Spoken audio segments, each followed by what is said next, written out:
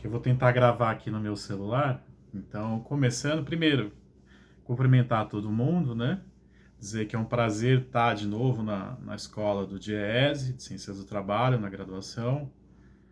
Um local que eu tenho muito carinho. Tenho, né, duas passagens, em 2004 como pesquisador, ainda era no Parque da Água Branca, e depois como professor antes do pós-doutorado. Falar um pouquinho da minha trajetória, né? Eu fiz Ciências Sociais na USP, fiz iniciação científica na FAPESP, estudando as cooperativas de produção e economia solidária. Depois fui para o DIEESE, né? Fiquei um ano, nesse 2004. Entrei no mestrado em 2005, que era sobre relações de gênero no sindicalismo, as mulheres nos sindicatos. Depois tive uma passagem por Fortaleza, trabalhando no gabinete da prefeita, fiquei uns 3 anos por lá, voltei, fiz o doutorado, aí sobre a questão dos sindicatos também, mas era assédio moral, metas de produtividade, enfim, a instrumentalização do assédio moral como uma prática de gestão, né, e no sindicalismo e no trabalho bancário.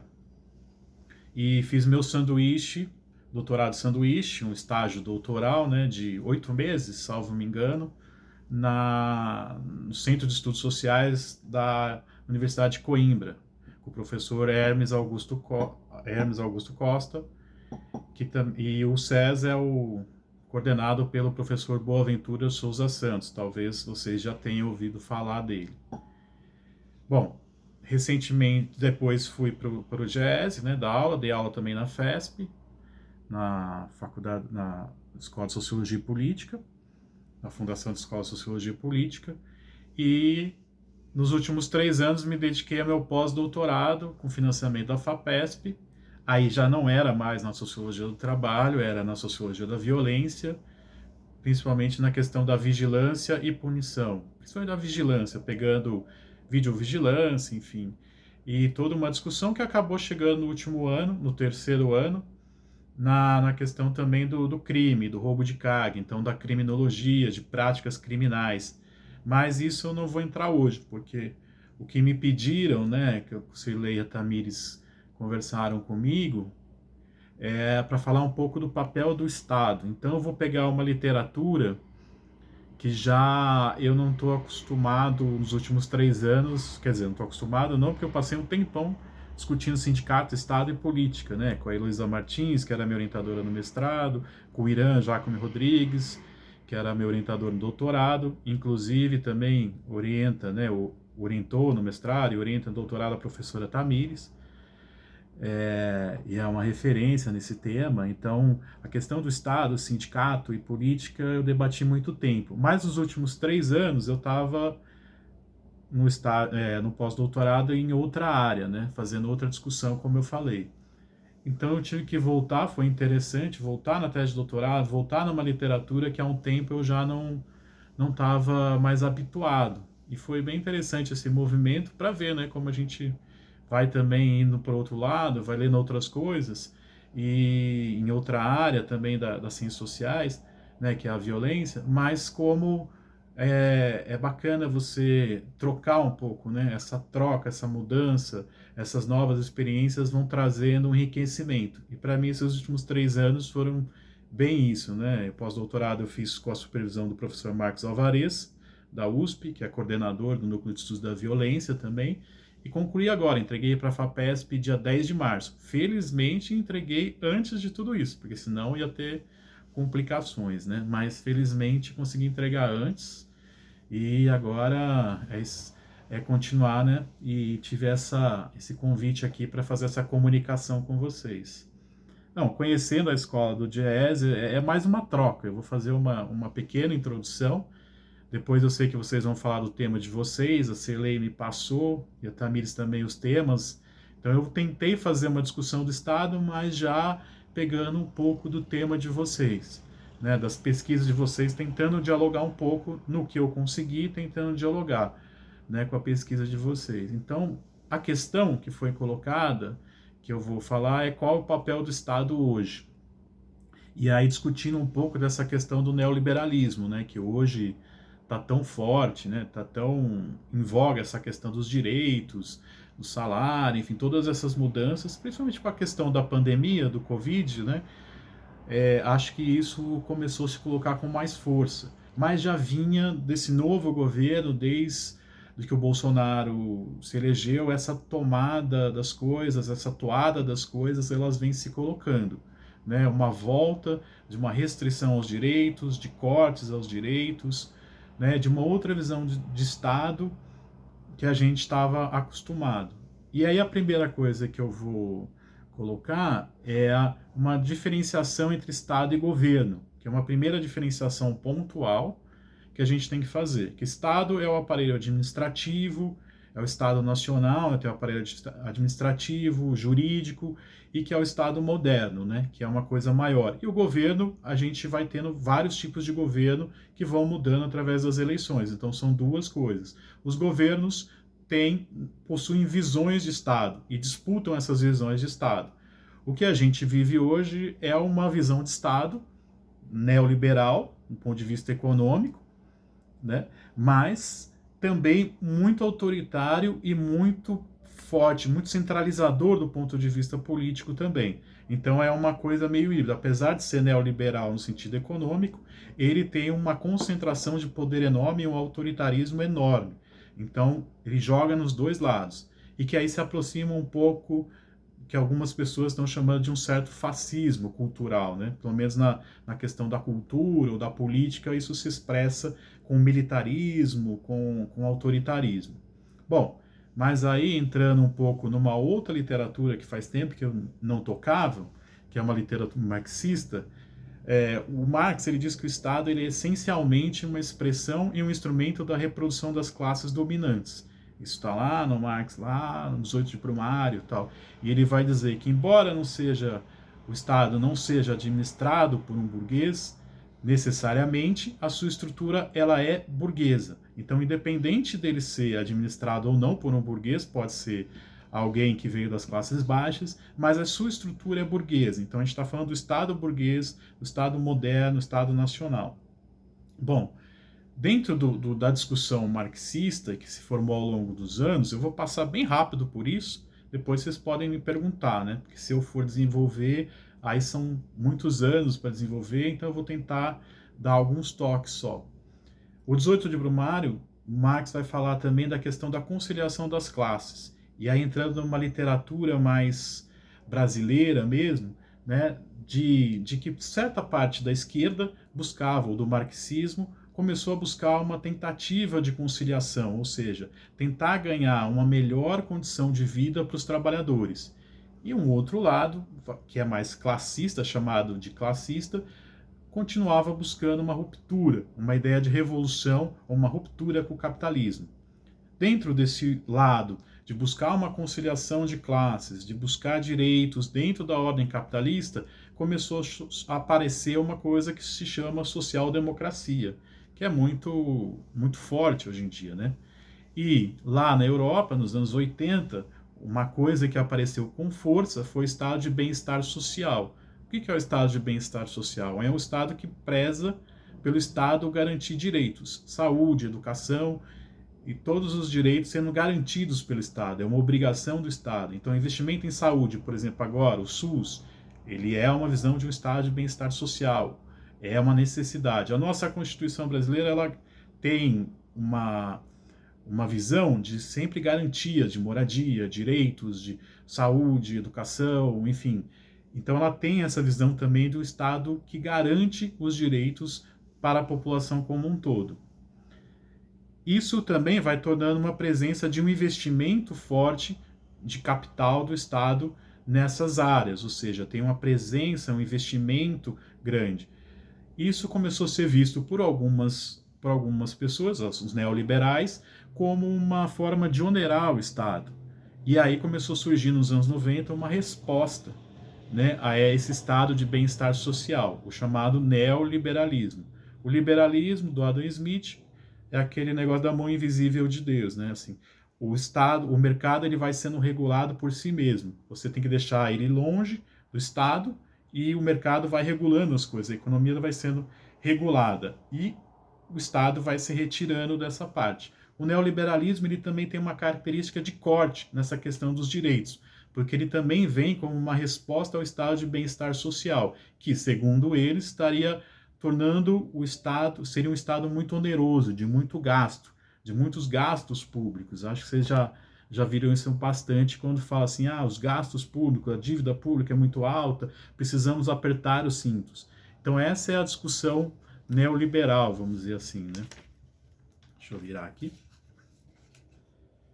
Bom, entrando no tema de vocês, eu vi que tem direitos humanos e violência policial, que é algo que eu posso debater também, né, com o meu pós-doutorado. O direito do trabalho da comunidade LGBTQI, tenho mais aqui, eu lembro até o LGBT TTT, né, agora mudou, né, enfim, se eu falar errado a sigla, alguém me corrige, por favor. Ops. Ah, não, é que apareceu uma outra coisa na minha tela, que apareceu um L de repente. Aí, trabalho e desejo no capitalismo, que é melicidade, trabalho e desejo no capitalismo. Moradia urbana e área de risco, movimento de moradia, pensamento fascista e totalitário, alteração das dinâmicas de trabalho com incremento da tecnologia no setor de serviços. Ou seja, a gente tem uma gama de temas que às vezes são diferentes, mas eu tentei congregar eles no eixo dos direitos, né? Então a gente está falando aí do direito. É justamente onde o neoliberalismo, essa concepção de um Estado neoliberal, ou seja, que é trazido por um governo, né, do Estado, de uma forma, uma visão de Estado, que é trazido por uma ideologia política, enfim, que traz esse neoliberalismo, ele tenta cortar ao máximo essa questão dos direitos e tenta colocar uma ideia de serviços, ou educação, saúde viram serviços, as pessoas têm que pagar. Então tenta tirar o Estado dessa responsabilidade, vendo isso como uma questão de ser oneroso para o Estado, né? Pagar tudo isso. O Estado, as pessoas têm que garantir, o indivíduo tem que conseguir se garantir isso pagando. E aí vem planos de saúde, toda essa coisa que a gente conhece. Bom, o neoliberalismo ele atua num ritmo de crescimento cai, ou seja, o Estado ele intervém menos na economia, ele investe menos dinheiro na economia, então você tem um ritmo de crescimento que cai. É uma visão de um Estado como um empresário e provedor de serviços, que é isso, você está num jogo do mercado, você está provendo, e não são direitos, mas são serviços que são pagos. Desaparece a prioridade ao trabalho industrial, porque é uma outra visão, você vai cuidar de outras relações de serviço e vai deixar a indústria, o mercado, né? Você não vai ter investimento pesado na indústria, por exemplo, como o PAC, o Programa de Aceleração de Crescimento da Dilma. Era uma visão do Estado forte intervindo na economia. O neoliberalismo, ao contrário, tenta se retirar disso. Há uma desnacionalização da economia, uma queda dos direitos sociais e trabalhistas, que isso entra muito no que a gente está vendo, né, nos últimos tempos, mas também aconteceu nos anos 90, com o Fernando Henrique, com o Collor, que eu vou falar um pouquinho depois. E uma referência dessa discussão é o professor Armando Boito Júnior, que é professor titular da Ciência Política da Unicamp, e ele vai usar um termo muito interessante para discutir essa questão do neoliberalismo, que é a ideia de mercadorização dos direitos e serviços, que a saúde, educação, previdência, você passa a ser um valor de mercado, passa a ser uma mercadoria. Você tem que comprar aquilo, você tem que adquirir, né, os direitos, né, que seriam garantidos pelo Estado, você passa a ter eles como serviços. Então há uma mercadorização, eles se tornam mercadoria. Né? E, para ele, no Brasil, o neoliberalismo ele recupera o que havia antes de 1930. 1930, Getúlio Vargas, o Estado Novo, um investimento forte na economia, né, a industrialização fortíssima, e um Estado forte, intervindo para industrializar o Brasil. Uma nova estrutura sindical que parte do Estado, toda essa estrutura que a gente tem muito a ver com Getúlio, né, dessa época, essa construção. A CLT, os direitos trabalhistas, né, enfim, vem também dessa época. O neoliberalismo ele vai recuperar uma coisa que existia antes disso, que é um Estado distante, sem muitos direitos, ou seja, um mercado de trabalho sem regulamentação. e a ausência de direitos sociais. É isso que o Boito vai colocar, né? Aí entrando num autor aí, fez o doutorado há um tempo atrás, depois foi para violência, no pós-doutorado, um tal de Ostronoff, no caso esse que vos fala, ele fala na tese de doutorado dele que o neoliberalismo no Brasil, ele começa nos anos 90 com o Collor, né?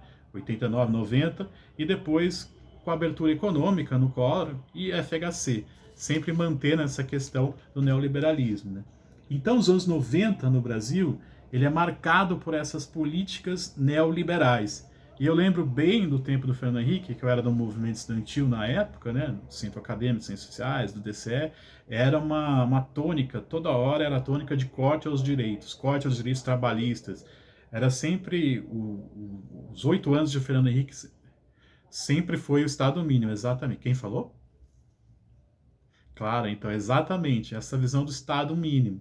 Então, era bem recorrente essa visão de cortar os direitos, do Estado ser enxugar, né, enxugar o Estado, mas sempre vinha com um discurso de modernização.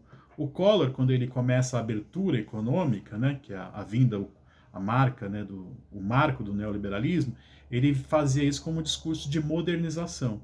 E o Fernando Henrique também usava muito esse discurso de modernização, né, como cortar direitos, um Estado mínimo, era uma ideia de um Estado moderno, que a Europa fazia assim, todo mundo fazia assim, esse era o modelo, e o Brasil estava atrasado.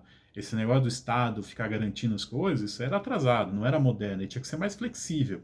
E aí vem toda essa discussão de uma flexibilidade, de algo mais flexível, flexibilizar os direitos. Essa ideia de modernização e flexibilização nada mais é do que a retirada de direitos e uma precarização do trabalho, né? Enfim, ao fim e ao cabo. Então, se na década de 80 teve o estabelecimento, né, ela significou um estabelecimento da classe trabalhadora como ator político, com os movimentos, né, formação da CUT, os movimentos do ABC, criação do PT, né, os anos 90 foram essa tentativa de mudar isso com o neoliberalismo. Né, isso eu escrevi na minha tese de doutorado. Acho que essa frase ficou até bonita, né, mas enfim. Aí essa ideia dos anos 90, ele vem tentando mudar o que aconteceu nos anos 80. Nos anos 80 foi uma presença massiva da classe trabalhadora, da organização da classe trabalhadora, aquelas greves do ABC em massa e conquistas de direito. E mais do que isso, a classe trabalhadora ela começa a se colocar como um protagonista político que ela tinha sido retirado durante a ditadura militar. Ela volta a ter um protagonismo com a democratização, com a criação do PT, com a criação da CUT. Mais do que ela aparecer, né, de ser um movimento de massas, ela começa também a se tornar uma protagonista dentro do Estado, dentro da instituição do Estado, ou seja, ganhando direitos, construindo instituições como os sindicatos. Então, há uma relação intrínseca entre o Estado e os sindicatos no Brasil, desde Getúlio. E nos anos 80, essa relação Estado, visão de um Estado e sindicatos, ela sempre se coloca. Não é à toa que o Lula vem desses anos 80, depois é a oposição, concorre com o Fernando Henrique, são 2 projetos, e depois chega ao governo. E a gente vai tendo sempre esse jogo. E o sindicalismo, os sindicatos, eles são o objeto que mostra isso. Né? Você tinha, pré-64, uma outra visão dentro do movimento sindical, que era essa visão classista, uma visão de revolução, de ruptura. Isso com o Partido Comunista Brasileiro, a grosso modo. Né?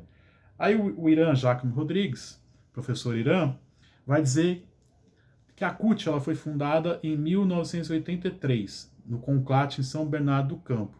E ela tinha um plano de lutas que é bem interessante. Era contra o desemprego, pela estabilidade no emprego, redução da jornada de trabalho, sem redução do salário, que hoje em dia estão tentando diminuir a jornada, quer dizer, diminuir o salário, diminuir a jornada, enfim, está essa discussão por causa da pandemia. O plano de lutas da CUT, na sua fundação, era a redução da jornada de trabalho sem redução do salário.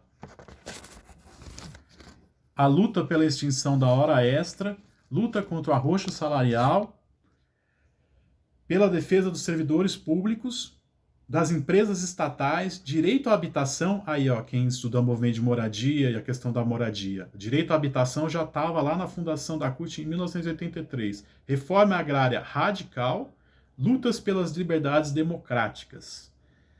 Então aí você vai formando um tipo de sindicalismo que difere desse sindicalismo classista que havia antes da ditadura militar, dominado pelo Partido Comunista, né? Que era hegemonizado pelo Partido Comunista, onde via uma visão de ruptura, de um discurso revolucionário. Esse discurso que a CUT vem trazendo, ele é revolucionário sim, mas ele tenta garantir uma melhor vida ou ganhos para a classe trabalhadora dentro da ordem. O que o Irã, Jacome Rodrigues, vai chamar de uma esquerda contratualista, ou seja, ela respeita o contrato social, ela respeita a ideia do Estado, aquele Estado nacional, moderno, burguês, e tenta fazer uma forma de organização que vai intervir para garantir e ganhar direitos. No caso, anos 80, para ganhar direitos, né? E para fazer da classe trabalhadora uma protagonista política, novamente. E havia também uma outra que ele chama de CUT movimento, internamente na CUT, que chamava a visão classista. Então continua tendo essa esquerda contratualista e uma esquerda classista. A CUT organização, esquerda contratualista. A CUT movimento, essa esquerda classista. Eu já estou com 21 minutos, gente, olha só. Bom, os contratualistas, eles vão fazendo uma forma de sindicalismo que depois vai ser conhecido como sindicalismo de negociação, que se consolida nos anos 90, que vai buscar o quê? Melhorias e direitos. Então ele vai lutar por direitos. Então a tônica dele é direitos. E há uma visão de um sindicato como instituição, ou seja, ele vai se colocar sempre para atuar dentro da ordem capitalista. Ele não vai buscar uma ruptura, uma revolução. Ele vai tentar fazer o que o Lula sempre falava, melhorar a vida do povo brasileiro, melhorar a vida do povo da classe trabalhadora, né? Aí o Mário Ladosky, o Zé Ricardo Ramalho e o Irã, eu peguei uma citação deles que é interessante, que vai falar o seguinte: as mudanças operadas no padrão de ação da CUT, de uma CUT movimento na década de 80 para uma CUT institucional a partir dos anos 90, se consolidaram no período Lula e Dilma. Ou seja, desse projeto de ser um protagonista político, o projeto dos direitos de um Estado que garanta direitos, um Estado social, ele vem dos anos 80 com a CUT, mas ele se consolida com a vitória do Lula e com o governo Dilma. Então, essas duas visões estavam colocadas, o neoliberalismo de um lado e o Estado social do outro. Quem poderia ocupar o Estado? Nos anos do governo do PT, você tem uma visão de um Estado social, de um investimento mais forte, e do que era chamado de desenvolvimentismo, ou seja, um retorno do investimento do Estado na economia. O PAC, Programa de Aceleração de Crescimento da Dilma, era isso, investimento em infraestrutura, né, o Estado sempre investindo dinheiro, capital, vamos construir coisas, enfim, sempre nessa visão. E isso vinha também os direitos. Do outro lado, o modelo neoliberal, que aí acaba perdendo, depois o Fernando Henrique, né, quando o Lula ganha, acaba sendo deixado um pouco de lado. Bom, há um ponto interessante, que aí é preciso dizer, que é o Boito que vai dizer também, que no Brasil, desde Vargas, as elites estatais elas têm um lugar central na elaboração das mudanças propostas. Então, há uma centralização das decisões políticas no Estado. Isso aí, independente dessa visão de Estado mínimo ou de Estado social. Aí já é a questão do poder, das decisões como são tomadas. A estrutura do Estado brasileiro, e aí pegando um pouco de quem estuda o fascismo e autoritarismo, é um Estado extremamente autoritário, onde ele é centralizado, onde as decisões vêm por cima, onde você tem pouca capilaridade embaixo. Mesmo para os movimentos, participação social no governo. O governo do PT ele tentou fazer algumas coisas assim, com conselhos, né, de saúde, conselho de juventude.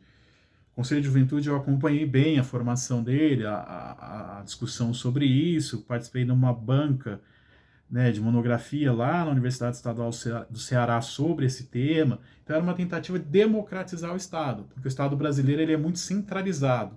Então tem essa característica também. Então, quanto aos direitos, você tem essa visão de um Estado mínimo, de um lado, neoliberal, e você tem outra visão do Estado social, representado depois dos anos 80 mais pelo PT, pela esquerda, mas vamos colocar assim, a grosso modo, pelo PT. Mesmo assim, essa visão da centralização do Estado, das decisões, ela persiste, independente da esquerda ou da direita. É um Estado extremamente autoritário, é um Estado extremamente centralizador e extremamente nacionalizado. Diferente de outros países, você pega do Rio Grande do Sul ao Acre, ao Ceará, a Maranhão, você tem uma ideia de Estado nacional, de nação, de Brasil em todo local. E foi extremamente bem sucedido essa construção. Então é um Estado muito forte, mesmo quando você tem uma retomada neoliberal. Bom, aí depois dos anos do PT, você tem um golpe, tem o Temer, aí vem aquela questão do ponte para o futuro, que é justamente uma retomada neoliberal, um plano neoliberal novamente. E aí você tem a entrada do Bolsonaro. O Bolsonaro tem uma característica que é interessante. Ele tem o fascismo cultural político, que é essa visão contra os direitos, contra as identidades, né, como LGBT, uma visão sempre mais machista, enfim, contra a questão, né, das mulheres, assim, sempre essa atuada. Mas sempre também com o neoliberalismo econômico, ou seja, a retirada de direitos e um Estado mínimo. É um Estado mínimo no sentido econômico, mas no sentido político, ele é extremamente forte no sentido fascista. Então combina duas características. É um Estado que intervém e é muito autoritário no sentido cultural, que a gente pode dizer de um certo fascismo, mas também tem uma visão neoliberal do ponto de vista econômico, com a retirada de direitos. Né? Bom, e hoje a gente chega nessa situação, onde a gente vê mais uma vez, no momento de crise, uma disputa entre e qual é a lógica? É você retirar direitos, é você diminuir a jornada, é sempre você trabalhar para tentar atrapalhar ou cortar os direitos daqueles que são mais vulneráveis. O que eu chamei no artigo que eu fiz com um amigo meu, sociólogo italiano, Massimo Bonato, agora sobre a questão da pandemia, né? Que saiu no Le Monde Diplomatique. Ele versa sobre outras coisas, mas sobretudo sobre os invisíveis, né? Aquelas categorias de trabalhadores, as pessoas que estão nas prisões, sempre tem na sociedade a pessoal que vive da prostituição. Então você tem os que são invisíveis na sociedade, que a gente chamou de invisíveis, né? E você tem isso também em setores do trabalho. Por exemplo, o telemarketing é um setor que continua trabalhando, com todo o risco. Os trabalhadores do supermercado, que são invisíveis, estão numa situação mais precarizada, eles continuam tendo que trabalhar. E nem sempre tem as condições adequadas, como luva, enfim. E você tem uma discussão aí de uma precarização. Então, sempre as ações, elas vão concentrar, né, vão onerar mais ainda esses setores que são tidos como invisíveis. Ou o que o professor Rui Braga e a professora Cirlei Oliveira vai chamar de precário. Se a gente pegar o telemarketing, tem aí o artigo da professora Cirlei Oliveira, tem os estudos do professor Rui Braga, que falam dessa questão da precarização do trabalho, de um precariado também, que seria nesse sentido. Na minha tese de doutorado, eu também entrei nisso nos bancos, e aí já me encaminhando para o fim, porque eu já tenho 28 minutos, tinha uma diferença. Você tinha os bancários que trabalhavam nas agências, que era um trabalhador mais próximo do operário, ou seja, um trabalho mais repetitivo, né? E você tinha os departamentos, os centros de tecnologia, que se consideravam executivos, ou seja, esses de trabalhadores de agência mais operário, mais precários, que faziam um trabalho mais taylorizado, repetitivo, eles se sindicalizavam mais. É onde estava a maior parte da sindicalização, na época que eu fiz o doutorado, do sindicalismo bancário aqui em São Paulo. E acho que deve persistir. Então, a precarização e essa visão de um trabalho mais rotineiro, um trabalho mais taylorizado, ele levava a contradições que faziam dar uma facilidade para o sindicato. E uma das coisas que foi colocada era justamente a saúde do trabalhador, ganhar espaço para esse direito na saúde do trabalhador, que é uma outra questão, né? Diante de todo esse debate do Estado, uma das questões que se coloca também é a questão da saúde, que é importantíssima. O corpo, Foucault vai dizer, a vida entra em questão na política, né? com o nascimento de outras coisas que a gente não vai debater agora, o biopoder, a biopolítica, mas a vida entra em questão, o corpo entra em questão. E no trabalho isso é fundamental. Então, muito do sindicalismo e dessa disputa política, né, da garantia de direitos, também passou a ser em torno do corpo e da saúde. Hoje a gente vive isso, a pandemia coloca esse debate de novo, né, essa questão do isolamento, quem pode se isolar ou não, a questão dos cortes no salário, como vai ser feito. Então você começa a ter, numa situação limite, a gente consegue perceber como a sociedade se coloca. E como os invisíveis, essas categorias, né, de pessoas, enfim, indivíduos, também são fragilizados. E agora a gente consegue perceber. Por exemplo, eu estudei no pós-doutorado supermercado. Muitas vezes, quando eu falava estudar no supermercado, o pessoal falava, supermercado? Por que estudar o supermercado? Bom, mas hoje a gente consegue notar a importância que o supermercado tem. Por quê? Agora vai no supermercado, é um dos lugares onde a gente pode ir e começa a notar também a importância que isso tem. Porque no dia a dia a gente passa ao largo, a gente vai passando, nem nota que está no supermercado. Mas a discussão que eu fazia é que mesmo lá você está sendo vigiado. Há uma vigilância fortíssima, né? Pegando a vigilância como um todo. Mas esses direitos desses trabalhadores invisíveis, eles também são sempre fragilizados e continuam sendo cada vez mais. Então, no momento onde você tem uma crise como essa, uma crise, né, sanitária enorme, você tem uma fragilização ainda maior desses invisíveis, desses que já são fragilizados. E setores de trabalho, como o supermercado, que são mais precários, como, por exemplo, o telemarketing, eles têm que continuar funcionando. Então, essa vulnerabilidade, essa questão de serem invisíveis, ela se mantém, né? E sempre há um debate que é colocado, e a gente vive agora, que é essa questão dos direitos, né? E aí a gente vai ter sempre, e aí tentando pegar um pouco dos temas de vocês, esse embate. Então, quando a gente fala de direitos, principalmente no Brasil, onde os direitos estão em questão, você tem uma luta política muito em torno disso. Não é uma luta de ruptura com o Estado, ao contrário, é porque o Estado garanta os direitos, tanto trabalhistas, quanto saúde e educação. Então, a disputa política no Brasil, ela sempre foi muito ligada a isso, a noção de direitos. Por exemplo, o direito de moradia, ele é muito forte nos últimos anos, né? Os movimentos de moradia, principalmente em São Paulo, eles ganharam muito espaço, porque você tem uma questão urbana fortíssima, de ocupação de espaço, de falta de espaço, de deslocamento urbano, né? Que você tem, se você está fora do centro, você tem uma outra condição de vida. Então, a apropriação da cidade, do espaço da cidade, passa a ser uma disputa política também. Então, você tem vários elementos. E dentro desse jogo, o governo atual, ele vem na contramão de tudo isso. Ele vem justamente de uma forma autoritária, assolando esses direitos, né? Por um fascismo político, de um autoritarismo gigante do Estado e um discurso extremamente conservador do ponto de vista cultural e preconceituoso, e de uma característica de um Estado mínimo na economia, retirando os direitos, aproveitando para retirar os direitos. E esse debate que a gente vem tendo, e essa disputa que está colocada sempre em torno de qual